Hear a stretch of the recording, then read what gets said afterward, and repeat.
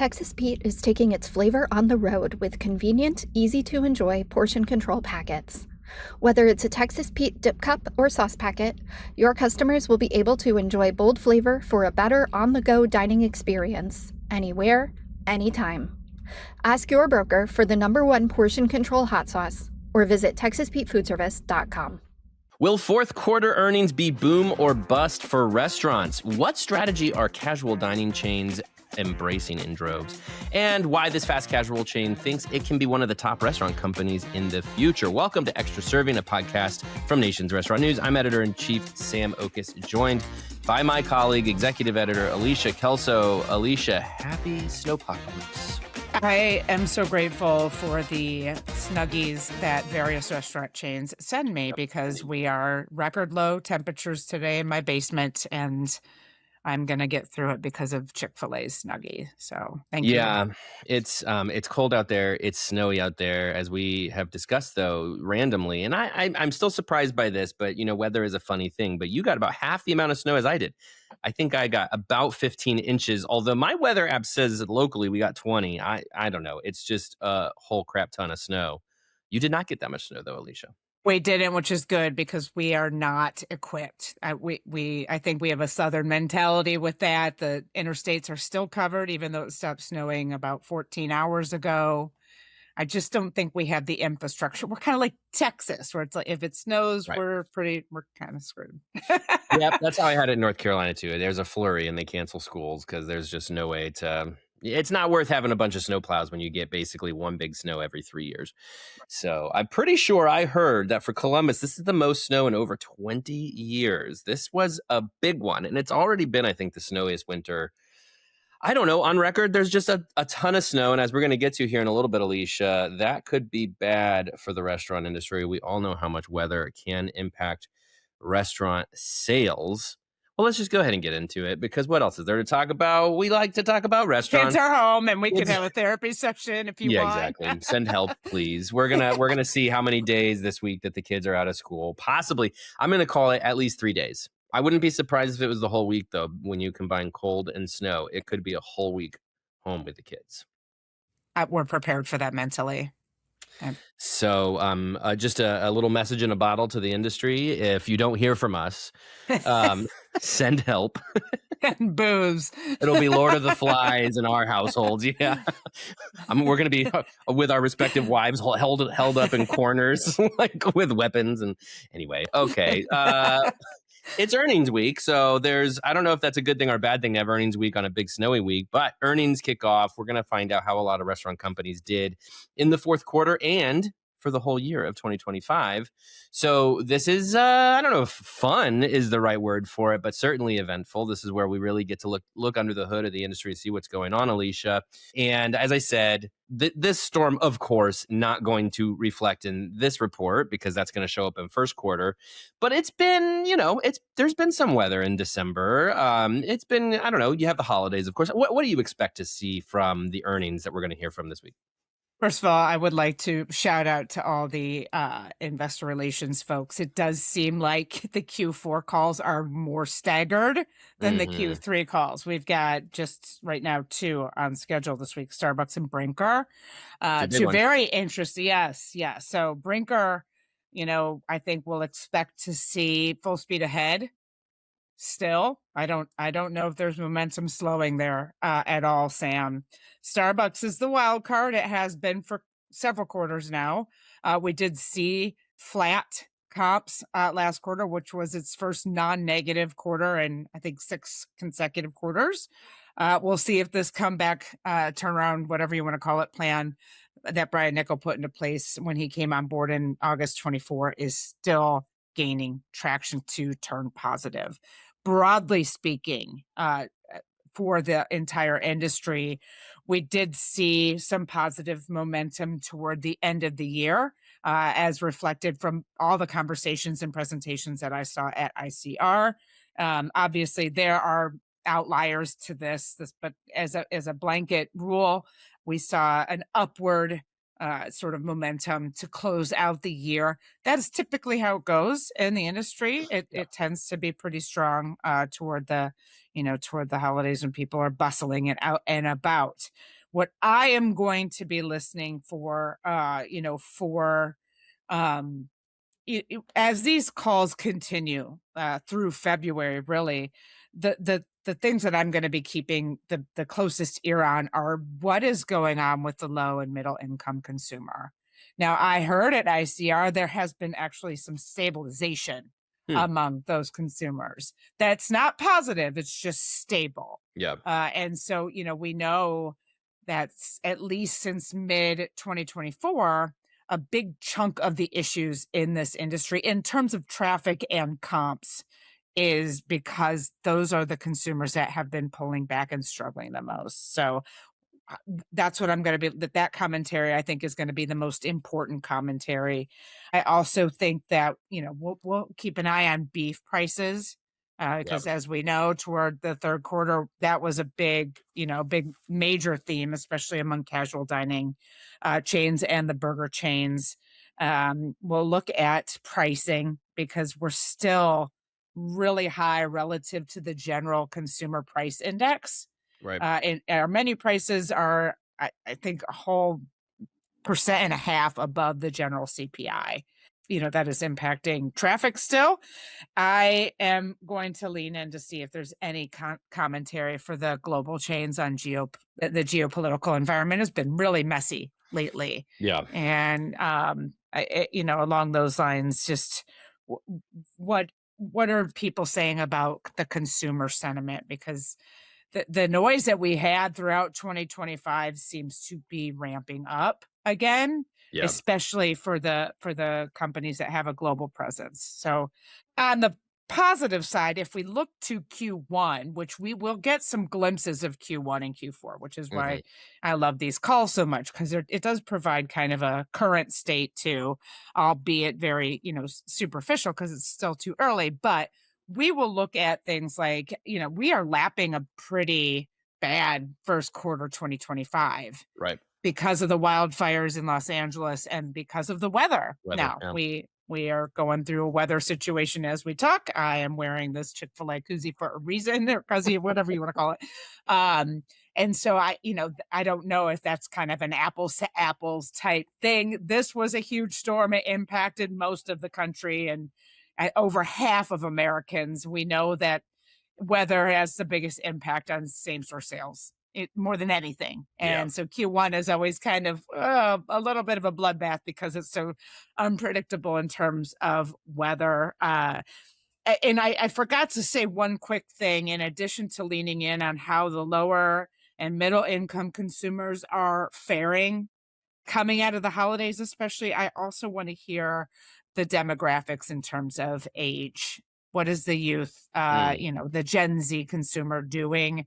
We know that has been an issue in particular for fast casual, for companies that over-index with Gen Z. So those are the things that I'm looking at, Sam. Of course, the marketing and value environment also is going to be a major commentary still. We use this word stabilized, stability. That's the word that it comes to mind for me in so much of all of these things. You mentioned sort of geopolitical issues. Of course, there is a lot of unrest situation in Minneapolis that happened over the weekend, the shooting there, ongoing protests. Of course, the Greenland conversation and what all that led to. There was more talk about tariffs on the table again. And if we reflect on a year ago, we know how that conversation around tariffs directly impacted not only companies and their inability to plan. That's why we're always talking about uncertainty last year, but it also leads to that uncertainty among consumers and that understanding that tariffs could lead to higher prices, could lead to, needing to sort of hunker down on expenses and start saving money because you don't know what's around the corner. And this was a really hot week for a lot of that because that general unrest leads to instability, leads to pessimism, leads to people not wanting to spend as much. Consumers want to be, optimistic. They want to be hopeful in order to go out and spend their money. And when they're not hopeful, when they're pessimistic, the opposite happens. And so, you may think, oh, these geopolitical issues, what do they have to do with the restaurant industry? Well, they have a lot to do with the consumer behavior because of just the general instability out there and consumers deciding that they're going to save their money because we're sort of marching forward into unprecedented times, as we so often have done in the last 5 years. But it's been one of those weeks. And so you're right. We will get glimpses of that from earnings this week as we hear Kevin Hochman at Brinker and Brian Niccol at Starbucks probably comment on some of these things and what it could mean for their companies. But fourth quarter certainly is going to be interesting to see. Alicia, I'd also mention, we talked last week about some of the data we got from our colleagues at Technomic. And, I think that the general theme that we had gotten from Technomic, and you were hearing at ICR, was the bottomed out, not much better, but not much worse. There's not a lot of reasons to believe things are going to get significantly better, but reason to assume that things won't get significantly worse. Not that 1 week makes a ton of difference, but Alicia, it seems like that could be the theme of earnings. That and I don't know if stable's the right word for it, but flatlined could be it, and that's not a positive. That's just a sort of business as usual, I guess. I think one of the most interesting pieces of commentary that I got from ICR was the apples to apples thing that William Blair analyst Sharon Zakvia kept coming back to. It's like last year we were kind of getting used to all the noise. Oh, another threat to a tariff. Oh, another, this, that, this. And, the news cycle is just very dizzying. Yes. And that's hard to run a business. To your point, it's hard for consumer sentiment. But now we're kind of used to it, right? Yeah. Now it's, as she mentioned, it's more of an apples to apples environment this year because we're used to it. And what we saw is that the industry was pretty, moving forward despite all this noise. Right. And that's why I think the geopolitical conversation interests me. We had that, that Switzerland event last week, and there were more tariff threats again. And so some of the European leaders were threatening, oh, that's fine, we'll just boycott McDonald's. That's where it's like, we got to start paying attention here for those companies with big global footprints that are disproportionately affected by the noise. Otherwise, the domestic brands, I think, understand that, okay, there could be these major threats with tariffs and so on and so forth, but we've figured out how to be agile and, with our supply chain, with whatever we need to do to move forward despite all that noise. And that was the commentary that I'm going to take away from that we're just used to it. So we know it's kind of like 2021 when we became a more agile industry because we figured out how to navigate through some of the regulatory issues with COVID and so on and so forth. Well, on that note, Alicia, one thing we also saw from this week, which contributes to more of the pessimistic tone I think some might have right now, is closures. We saw a number of restaurant chains announce sweeping closures. Now, look, we know that not everybody, this happens. Even in boom times, you're going to have companies that are not performing as well. But there started to feel like a little bit more of a theme happening with some restaurants announcing these closures. Alicia, what can you tell us about those chains and what seems to be leading to these mass closures? Yeah, there have been closures since, we've been dealing with mass closures, obviously, since COVID. What's concerning me now is that we have whole systems shutting down. Right. Like K&W Cafeteria, like Hula Hands, one of my favorite watering spots when I lived in Columbus, Sam. Yeah. But we're also seeing smart closures. And I say that because I like to spin positive on this. We see that, oh gosh, we really need to right size and optimize our system coming from Wendy's, Jack in the Box, coming from Denny's, Noodles and Company. These companies understand that, these real estate footprints that they have, the demographics in those areas have changed. We've talked about it at length on this podcast. The average unit volumes necessary to run a restaurant anymore are not the same as they were. So there's a need to right size the portfolio in a lot of cases. There's also an oversaturation problem in this industry. And I don't think that's going away, unfortunately. We have a demographic problem in terms of, population decline, the immigration conversation kicks in here. And so we really have to figure out what is the right size for some of these systems. And, what does that mean in terms of where we need to be geographically? We're starting to see oversaturation in some markets I never thought we'd see. We're seeing, some pullouts, for example, in Texas and Florida. Just Salad closed all of its Texas locations. So I was under the impression that Texas was full speed ahead because it's business friendly and so on and so forth. And I just think that the environment right now is really hard with operating costs at historic highs, that it's okay to retrench in a lot of these instances. What's concerning me is, full system closures where the math just isn't mathing for some of these systems. We saw last week was a good example. We saw Joe's Crab Shack has closed most of its system. That's another Landry's brand. So some of these really deep legacy brands have retrenched so much that they're a shell of what they used to be. That's where I get a little bit, uneasy, as opposed to like Wendy's. Okay, we can retrench by 200 units and then we'll be stronger again, 2 or 3 years from now, because we'll have the unit economics that we need to regrow. So just an interesting environment right now, not a great one. I don't think that the closures are going to slow down this year. I said we've already covered a couple of bankruptcies. It's still January. And so I think that this is a foreseeable near-term issue with the industry. Yeah, and we briefly touched on it last week too, because again, this was a theme that we saw both at ICR and the Technomic event that I attended. This idea that we are overly saturated as an industry. There are too many restaurants in the United States. And it's interesting your point, Alicia, about Texas and Florida, two of these states where there has been robust growth for the last decade plus, certainly, and where the rosiest outcome, economically speaking, remains. And you have the whole Sun Belt. I mean, the entire some industry leaders like to call it the smile. You go from Nevada down through the Southwest, Texas, Southeast, up the Mid-Atlantic, where all this economic growth is and is forecasted to continue.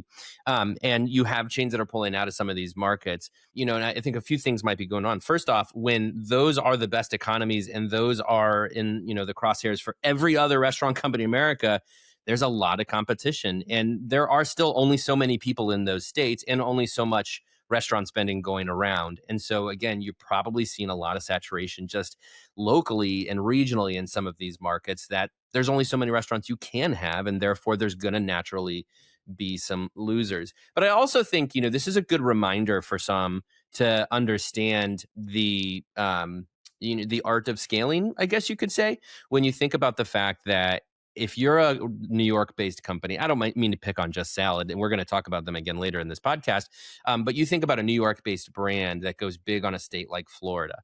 Well, that requires a lot of infrastructure building. It requires a lot of time on airplanes. It requires a lot of G&A. It requires a lot of hiring. That's a pretty significant growth to do when you grow into a market that is, regionally not very close, but also just you have no footprint there. You have to sort of build it from scratch. That costs a lot of money. It's very time consuming, resource intensive. And so more and more when I talk to folks, there's two things. One of them we touched on already recently, Alicia, which is just that four-wall economics, that sort of inside the four walls kind of growth to protect the growth you're doing within your open stores, and being a little bit more patient with your growth.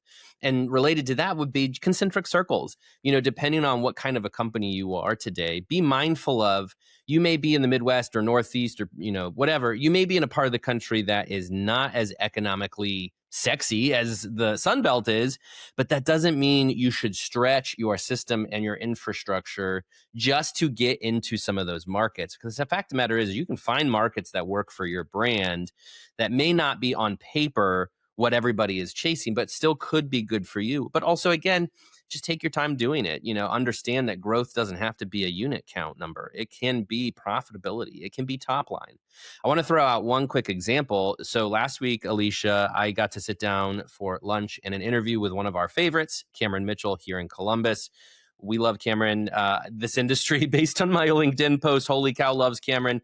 The man just knows hospitality very, very well. And anybody who has worked for him in the past says he's the best boss. It's the best place to learn about hospitality. And just sheer numbers, Cameron Mitchell Restaurants, his organization based here in Columbus, has about 60 to 65 restaurants and is doing around $700 million in sales. You can do the math, but that is a lot of money, and certainly a lot of money per restaurant. We were specifically meeting at Mitchell's Ocean Club here in Columbus, which is also called Ocean Prime in other locations. That's his flagship. They're about to open their 21st location of Ocean Prime, and they're going to do about $285 million in sales out of 21 restaurants, doing north of 14 million average unit volumes. And they're getting ready to step on the accelerator, which to them means like 5 locations in the next few years. But I think this is so perfectly emblematic of what this industry can be. Cameron Mitchell told me that he waits for trophy locations to become available. Now, he has the luxury of getting handed trophy locations. He has a reputation as being a great operator. Therefore, when a spot in Tampa or Denver opens up in a big new development, he's going to be first in line to call dibsies on that one.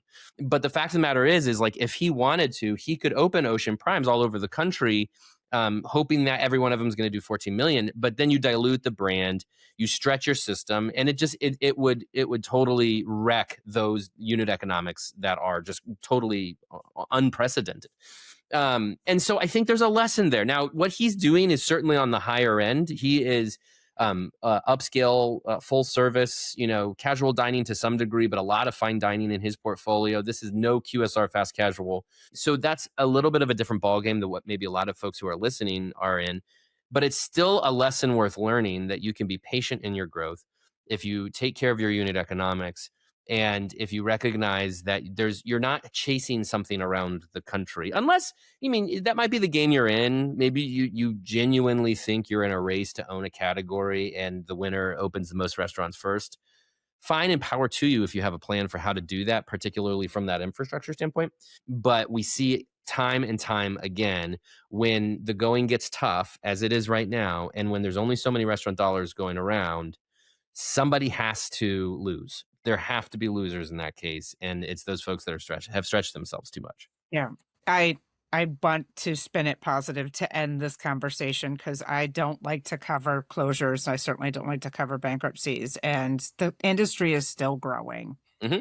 Technomic predicts that unit count will be up 0.5% by 2030. That's not negative. It's not a lot, but it's not negative. And given that the population stagnation and, there's even some predictions of a decline coming with the immigration conversation involved. Right. Growth is growth. There are still a lot of exciting concepts out there. And with all of the closures that we've seen and covered, there's a lot of exciting second-gen locations out there. Totally. So, unfortunately, it's the circle of life. And, I think there is doom and gloom that is happening, but there's also a ton of opportunity in this space, including and especially for those quick service drive-through locations, as you mentioned. We're seeing some companies really push the gas on the Zaxby's is a good example that's targeting second-gen locations because of some of these closures. I know El Pollo Loco has national aspirations. You know what they did to get back to this national conversation? They focused on their margins and they bolstered their margins by 4%, something crazy. And so that's the patience that you're talking about. There's a lot of opportunity here for the companies that have the patience to get their unit economic situation right. And then it's kind of full speed ahead once that happens. So I'm not completely pessimistic that, growth is growth. Yep, that's right. Love the optimism. Always. Speaking of optimism and good news, want to give a shout out to one of our friends, Kelli Valade, who this week was named the CEO of the Women's Foodservice Forum. Alicia, this was good news all around. unless you're Denny's. But Denny's, Kelli has done great things at that brand. I had a chance to sit down with her last year as part of the Signature Series. I know, Alicia, you know Kelli really well. We're big fans of her and her leadership and all she's done in her career. And this was a move that just made too much sense. Women's Foodservice Forum, Therese Gerhardt, former CEO, had departed, and there was an opening there in the CEO role. Denny's, of course, has been through some transition and had been acquired a few months back.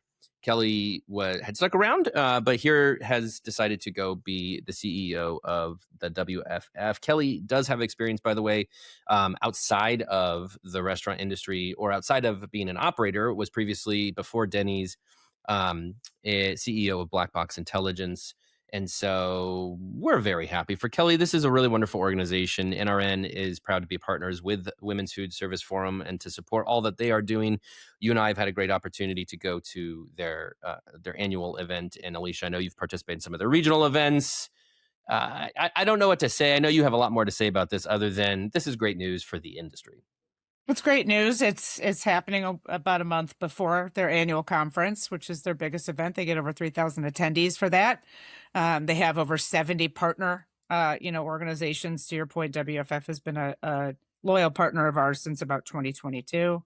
Shout out to Therese Gerhardt, who came on board as CEO of this organization in 2019 and guided it through the pandemic and really expanded the content of the organization to make sure that it included that critical virtual piece. There are now, to your point, regional events to make it more accessible to folks who can't get to conference in Dallas. And then, Kelli Valade coming on board as the CEO here I'm thrilled about this.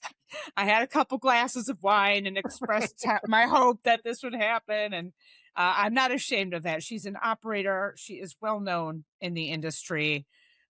She is well liked, as evidenced by all of our social media posts about her appointment here. What I appreciate most about this, other than the fact that she has deep restaurant experience and therefore deep restaurant, relationships, which I think is so critical for this specific role, is she is kind of, to me, she's kind of an inspiring leader. Like, I've watched her speak several times, and she's not afraid to show some vulnerability when she speaks. She's been a staunch advocate, for example, of things like mental health, very vocal about some of the things that CEOs just don't typically talk about. And I think in this industry, it's really important that we talk about things that are impacting our workforce. And she's been very bold with that as it pertains to the Women's Foodservice Forum specifically. I think the timing could not be better too for her to take on this role. The women left the workforce in higher numbers than they did in the pandemic last year because of the cost and effectiveness of childcare and so many other reasons. And I think we've got a really big issue here, and the restaurant industry can't afford to be behind on this given our over-index of women employees on the front line. So I'm excited to see where this goes, and I'm excited to continue working with WFF, especially with this new leadership and with conference coming up. It's going to be, I think, exciting stuff here. Absolutely. When I sat down with Kelli, one of the great things I've gotten to, do as part of the Signature Series where I sit down with the CEOs is you understand kind of the humanity of these people. It seems silly, but that was part of the goal of this, which was to say these CEOs are often kind of perceived as these sort of ivory tower quote machines where they show up on their earnings calls and, give some commentary and that they might seem inaccessible, but you have to remember these are human beings. And when I speak with somebody like a Kelli Valade, or recently it was Chris Tomaso, which is up on our website now if you want to plug into the Signature Series, these people who are just so human, easy to talk to, so accessible.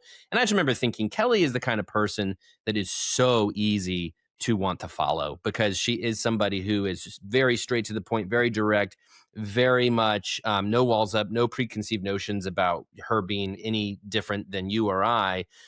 but with an extremely inspiring career behind her, and really thoughtful ideas, to your point, Alicia, on just taking care of your employees, building a great culture, remembering that mental health and childcare and all these factors are such huge parts of the business. And so again, congratulations to Kelli Valade. If you want to see, by the way, my conversation with Kelli Valade, nrn.com, you can find the signature series on the homepage. Scroll back. We have that episode. Of course, we talk a lot about Denny's, but we really talk about Kelli and her career as well. So worth a watch. I want to touch real briefly on, before we head into the extra serving portion of this episode, casual dining value. Value, last week we talked a lot about value, Alicia, in regards to fast food chains that were really upping the ante on their fast food, or on their value offerings. Taco Bell and Wendy's especially, we were chatting about last week. This week it was casual dining's turn to give a spin at the value wheel. I was going for a metaphor there and it just fell apart as I was saying It's it. Monday. It just sounded so weird. Anyway, casual dining chains are diving into the value game. Alicia, what to make of this? I think you're just distracted by your son on the drum set. I'm actually just impressed. I mean, to be honest with you, I'm like, hey, they're carrying a beat. Okay. Very good. That's all we can ask for. That's right. Casual dining and value is not a new conversation. We only have to look at Chili's playbook 3 for Me for changing the conversation about casual dining and value.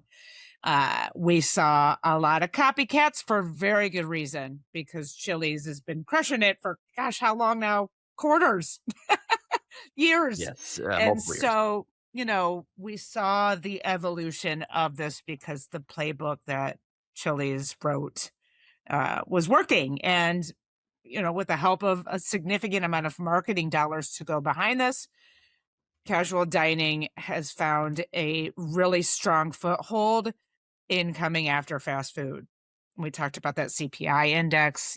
Full service has actually raised a tick higher than quick service, but you wouldn't know it because the consumer perception right now is that fast food prices have risen so much since 2019, and 30%.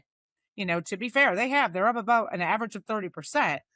Casual dining is taking that bait and going after fast food, and it has worked. So what we're seeing now, since then, in the past year, we saw, Applebee's got involved, the Olive Garden has got involved, the big guys, right? Yep. Applebee's has found a tremendous amount of success with their 2 for $25 menu. And that's two entrees and, an appetizer. And it's just the strong message of, hey, fast food is 30% higher than 2019. Guess what? We have all this food for $20, for $25, for, under $10, which is where Red Robin comes in this week. They came out with an entire value menu, and they came out with this meal deal last year, a $9.99 Red Tavern burger with a bottomless side and a bottomless drink. $9.99. That's a pretty good value, especially, again, in the context of versus fast food. Right. And they have, since last week, launched an entire new value menu with 6 items, featuring 1 entree, 1 bottomless side, and 1 drink. So they're pushing the gas on this. We saw a couple of other casual dining spots push the gas on the smaller and regional companies. But we also saw Red Lobster bring back its Lobster Fest. We saw Kura Sushi go after a lunch combo. And again, to go back to that conversation, it's trickling down, in other words. So the big guys with the big marketing bucks that can do this, paved the way here. And now some of the smaller guys with smaller marketing budgets are jumping on board too, and taking advantage of the fact that casual dining has a little bit newer reputation for being either, parity or a better value overall holistically than fast food. And I think that's what's happening here. And I think it's really, really interesting to see. I think this will continue, but to go back to that ICR conversation that I had with Sharon Zakvia from William Blair, the value environment is probably going to continue, even if we see low and middle income consumers, quote, stabilize. Stabilize does not necessarily mean improve. What are we training consumers to look for with this value environment? it's now an expectation. I'm seeing that on everything I post. Yeah. Is that every reaction I post is they have to have some kind of value deal or I won't go. Mm-hmm. And that's, that's a detriment to menu prices significantly outpacing grocery prices the past couple of years. And so to Sharon Zafia's point, we're seeing companies pulse in where they've never pulsed in before, meaning they're offering value promotions, bundles, BOGOs. This conversation we had about Chipotle, they have another BOGO, another one. And so things I never thought I would see at Chipotle. I just think that this conversation is it's really interesting because you want to get a look at the margins and what is a loss leader, what is working, what is not, what is worth it, what is not from a marketing dollar standpoint. Mm-hmm. And I think that we won't really have a deeper look at this until probably middle of this year to see how it all plays out. Yeah, you mentioned some of those smaller regional casual dining chains that are following that playbook. Also, it's like, what choice do they have? I mean, when you have Chili's sucking all the oxygen out of the room, we have Olive Garden and Applebee's, certainly making more of a comeback. TGI Fridays, not in the data yet, but as we talked about last week, like they've got a big plan to grow again. Texas Roadhouse, of course, these are the big players that are stealing a lot of the attention in the casual dining game. And so some of those smaller brands, I imagine, are rolling out their own value menus purely because this is the cost of entry at this point for being a casual dining player. You have got to have some value offerings. Now, what we've seen, and we talked about last week, what we saw in the Technomic data is that casual dining traffic is still down. And, for as much as there is a bit of a fire lit under some of these brands, and we're excited to watch some of the big players regain a little bit of momentum. Broadly as an industry or as a category, it is still down. And it is still, in comparison to quick serve and fast casual, struggling to get the customer to come back in the doors. And so, purely as you need to have this, this is one of the most common weapons in this battle to build traffic is you've got to have some sort of value offering. But what I do love about, you mentioned Chili's is the fact that there is a playbook for how this can work. It doesn't have to just be a loss leader. It doesn't have to just be a throw stuff at the wall. It can be hey, this is how we made it work for us. By the way, just a quick little preview. I'm very excited to say that assuming Snowpocalypse doesn't hold me back, I am traveling down to Dallas later this week to sit down with Kevin Hochman as part of our next episode in the Signature series. And we're going to talk about that playbook. We're going to talk about this notion of he came into Chili's and recognized the need to turn this brand around. And now this was a 3-year process. So this was not a snap your fingers and get that value deal in and away we go. It was a very multifaceted effort here, including many, many people in many different departments and a whole lot of work. But value fit nicely into that puzzle. And I think it's going to have to work for the casual dining industry going forward. We see from customers that they want unique experiences, that they want to go eat in restaurants again. And the answer can be casual dining, but price is just going to continue to be that hurdle that keeps them from doing that. And so if you can work with them on price, if you can offer value deals, and by the way, there's a lot more tools in the toolbox for a casual dining chain with value when it comes to protecting the bottom line. If you can upcharge on a drink and get them to order a dessert and an appetizer, but still offering value around the entree, whatever that is, you got a lot more pieces here to work with to build into that experience value, but not let it really drag down your average check. It can work pretty well. So I expect we'll see a lot more of that. I just got really distracted. A man is walking down my road in shorts. I don't know why, but here we are, 2026, Snowpocalypse, walking down the road in shorts. Probably an Ohio State student. They are basketball shorts. I will say that. Anyway, welcome to Ohio. This is the part where we transition into the extra serving portion of our episode. And we are very excited today to be joined by one of our colleagues, managing editor Leigh Anne Zinsmeister. Leigh Anne, welcome to the program. Thank you. Leigh Anne, how much snow do you have there in New York City? I think we officially got almost 9 inches, but I have not left my house since Saturday. So wise. It is quite cold. Apparently I won the snow lottery here in that Alicia only got 6. You got 9. I got 15, Leigh Anne. I have 15 inches all around me. Congratulations on all the time you get to spend shoveling your driveway. Perfect. Already done.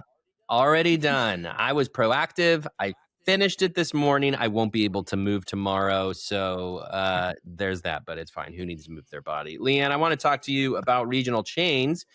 We talked to you a couple of weeks ago about regional chains. There's lots of activity, better or worse, going on at the regional chain level. Alicia and I actually have talked a bit about regional chains here today too, and really just the notion of regional chains and growth strategies, that you have some that have stretched their system to grow into certain markets and it not work out and they pulled out. We talked about Just Salad and pulling out of Florida, Torchy's Tacos pulling out of Florida and Ohio. So you see some of that going on, but Just Salad, just sticking with them for a bit, they also are very optimistic about their future. Leigh Anne, tell me about that. What does Just Salad think is possible for the future of that brand? So Just Salad last year started experimenting with drive-thrus in the suburbs. Just Salad, of course, is a very urban brand at its core. It's based here in New York City. But as they've expanded in New Jersey last year, they opened up their first drive-through unit. Joanna Fantozzi went and reported on that for us. And it's done very well, and they're very bullish about this. And it gives them, I think, an opportunity to break into suburban markets. So even if they continue to stay in the Northeast with very targeted regional growth, they can grow outside of the cities. It's something we've seen a bit with these urban brands trying to break into the suburbs, but I think they're the first ones to really do this drive-through strategy successfully. It's also a little surprising. Last time I was here, we were talking about Salad and Go. And how it has not quite cracked the code on drive-through salad, but Just Salad thinks that it has. So that is their current growth strategy. They've got big growth plans for this year, mostly revolving around the drive-through units. Well, it's interesting because you mentioned Salad and Go, which of course closed a whole bunch of locations. Sweetgreen 5 years ago, 6 years ago, I think early pandemic introduced a drive-through model back when everybody thought drive-through was going to be the future of everything. They were going to open in more suburbs. Sweetgreen, we've seen from their performance over the last several quarters, has really been struggling. Why do we think Just Salad is going to be any different? And as I understand it, the leaders there think they could be not just a leader in the salad category. They think they can be genuinely one of the biggest chains if they can unlock some of that potential in the suburbs and other parts of the country. Why should we think it's any different than what we've seen from other salad companies? Well, it's interesting you mentioned Sweetgreen, because another way that Just Salad is differentiating itself right now is that they are not doing any automation. So Sweetgreen, went all in on robots make your salads now. You don't have to talk to a person. Just come push a button and your salad pops out. And people weren't as crazy about that as I think Sweetgreen expected, and they've had to kind of walk some of that back. They sold off the technology they had purchased for that. Just Salad is very firm in saying humans make your salad. And we do all the prep. We do this. When you come, even through a drive-through, you are talking to a human being. They are I wouldn't say they're anti-technology and automation, but a big piece for them is the humanity aspect. And I think that could be a good compromise. You move into the suburbs and the drive-through thing, drive-throughs didn't take off the way we thought they would 6 years ago, but well, you two can correct me if I'm wrong, but I think there's still a big plus for families. You've got kids in the car, you don't want to go into a restaurant, but you can swing through a drive-through and pick something up. And if that thing can be a salad, then maybe all the better. But I think this strikes a good balance between offering the convenience, but still offering the human touch. Yeah, drive-thru's not going anywhere, obviously, for those reasons you just explained. But I do wonder, too, I know a big conversation that we had in the pandemic when everybody was talking drive-thru was, well, is there enough drive-thru real estate to go around? When everybody is chasing a drive-thru, there's only so many drive-thrus that you can have in a city. And Alicia and I talked about earlier on this episode the fact that we are oversaturated as an industry broadly. There are too many restaurants in this country. So there's only so much drive-thru that can fit within only so many restaurants in general that you can have. So it's nice to think about some of these smaller regional chains expanding into suburbs through drive-thru. I guess color me skeptical, though, that could be a solution for for many of them, especially when you have some of the bigger brands that are probably willing to drop a few more dollars on getting that A+ site. Yeah, fair enough. There was, speaking of drive-through, Leigh Anne, news, not this week, but the week before, around Clutch Coffee out of North Carolina getting acquired by Dutch Bros. And this made me wonder, too, as we look ahead to a year for regional chains, 2026, and what this could mean for smaller regional chains. Again, Alicia and I talked about earlier, just the notion of kind of right-sizing your growth expectations was just, maybe don't grow into that state that's like, halfway across the country, maybe focus on concentric circle growth, maybe focus on unit economics. But another thing could be, hey, maybe there's a taker out there. Maybe somebody's going to throw a lot of money at you and acquire you, and you can cash out and go live on the beach somewhere. Do we think that could be a real thing this year for regional brands? Is there an appetite for this kind of M&A activity? Maybe. I thought this was interesting. This is Dutch Bros' first acquisition as a company. Dutch Bros, of course, kind of on the forefront of drive-through coffee. They were ahead of the curve on that one. They're using it as a way to enter a new market. In North Carolina, they're really big. They have big growth goals as well. I can't remember the exact numbers, but they want to be in every market. And something that I actually think is really interesting about this acquisition in particular is that the founder of Clutch Coffee, Darren Spicer, used to be a store manager at Dutch Bros. So that connection has been there all along. This is one of the few acquisitions that makes me think, I feel like really confident about this one right off the bat, because I think Darren knows what he's getting into selling the Clutch coffees. They're all being converted, which feels very reminiscent of the Kava Zoe's Kitchen acquisition. Whenever that was, I don't know what time is. That was like 2017, 2018, maybe? 17, yeah. Okay, quite a while ago. So I don't know if we'll see a ton of that, of those kinds of acquisitions and conversions, but I do think we might see some more M&A activity among these regional chains this year.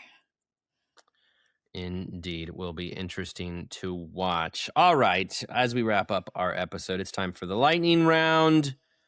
Let's start with Leigh Anne. The question, Leigh Anne, is, what's your favorite snow day activity? Oh, just sitting on the couch. Fair Books, enough. Okay. TV, craft projects, anything I can do on my couch. That's all I did yesterday. like to be cozy. I didn't get off the couch. I love to be cozy. You like to be cozy. You don't have a yard to build a snowman in, I guess. So Correct. That is an acceptable answer. Be cozy inside on the couch. Alicia, what's your go-to snow day activity? With my child, it's sledding. Mm-hmm. And I was sledding yesterday, and I'm also really sore.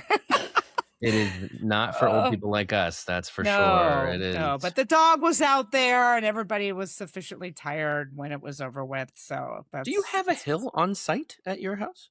We have a relatively hilly neighborhood. Huh. Our topography is kind of hilly.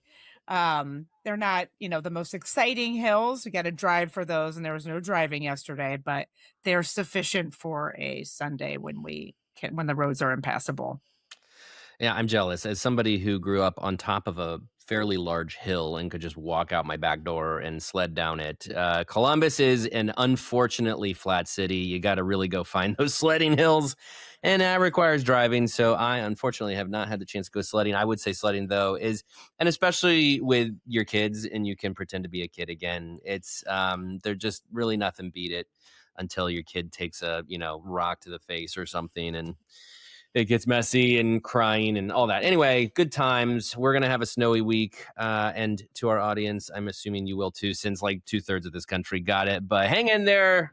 I'm sure it will go away at some point. That's all the time we have for Extra Serving. Big thank you to Alicia and Leigh Anne. We'll talk to you next week.